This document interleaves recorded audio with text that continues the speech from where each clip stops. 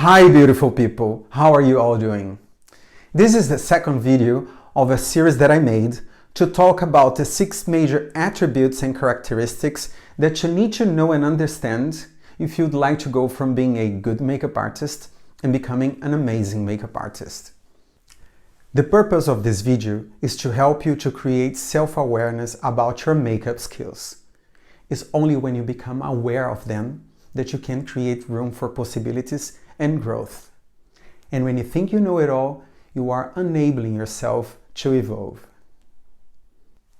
On this series, I'm talking about the importance of understanding the concept, the importance of proportions, artistry, consistency, technical application, and overall application.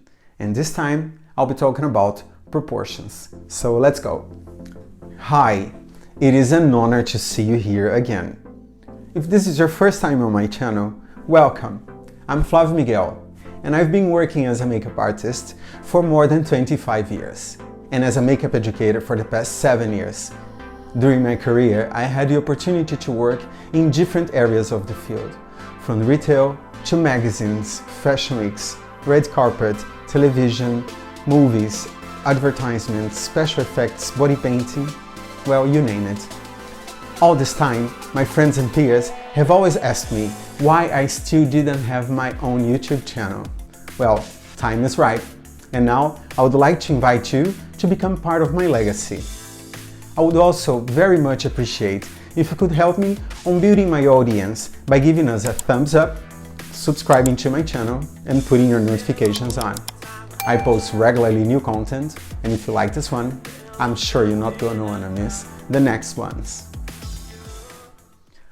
On this video, I'll be talking about how proportions, scale, and balance play a key role when creating a successful makeup look.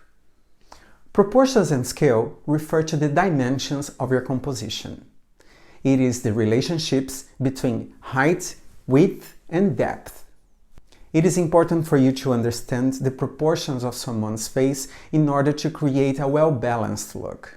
Proportions and scale have a great deal to do with the overall harmony of your makeup look. It is only when you analyze proportions that you can see the symmetry of someone's face.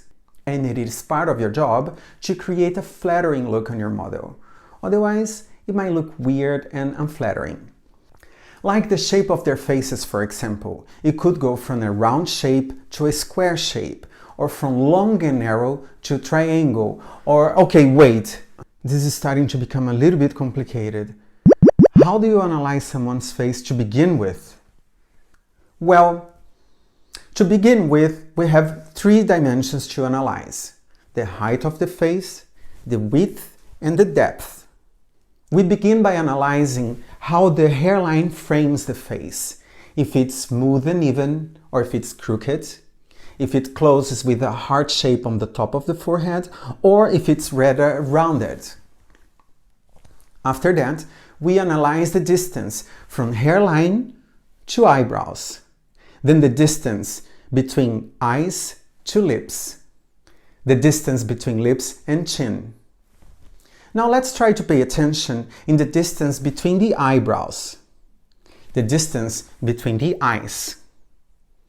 Let's try to see how high or shallow are the cheekbones situated on the face, the distance between lips and cheeks, all the way up along the nose.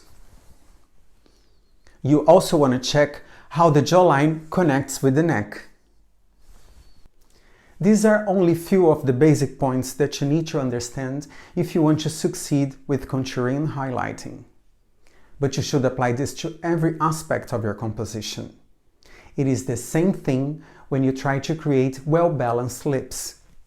The first thing that you're going to do is to analyze their size, then their proportions in relationship with the face in general, if they are way too big or too small, then the distance between nostrils down to the cupid bow. Now it's time to observe the symmetry of the lips, all the way from the cupid bow down to the corners. See if upper and lower lips have the same volume.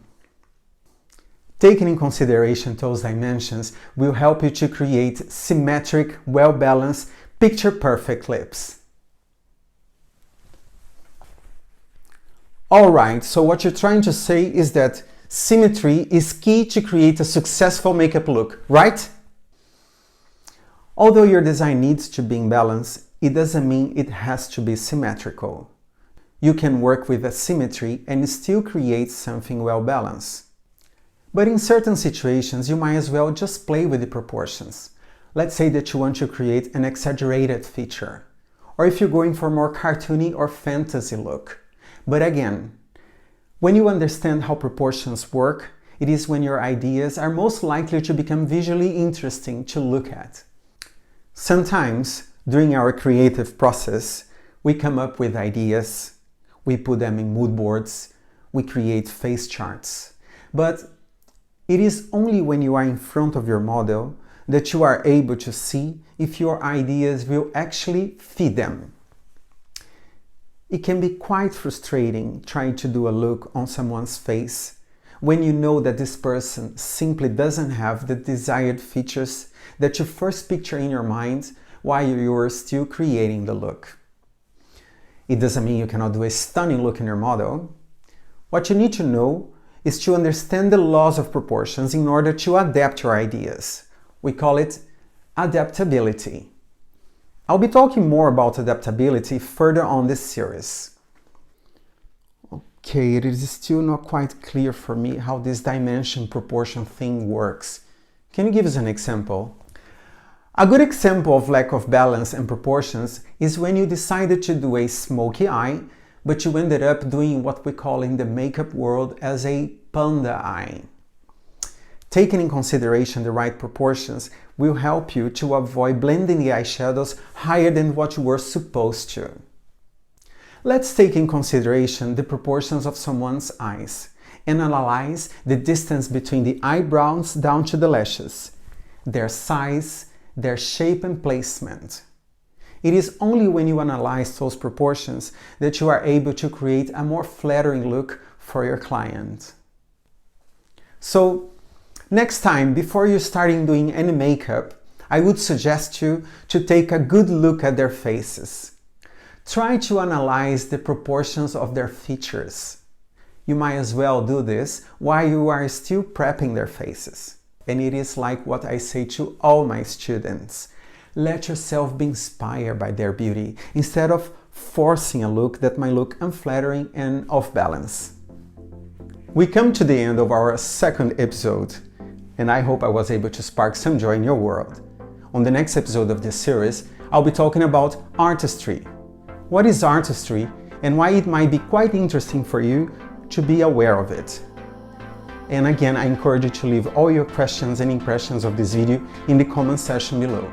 I would also very much appreciate if you could help me on building my audience by liking and sharing this video and also subscribing to my channel. See you next time. Bye bye. Yeah, okay, bye bye.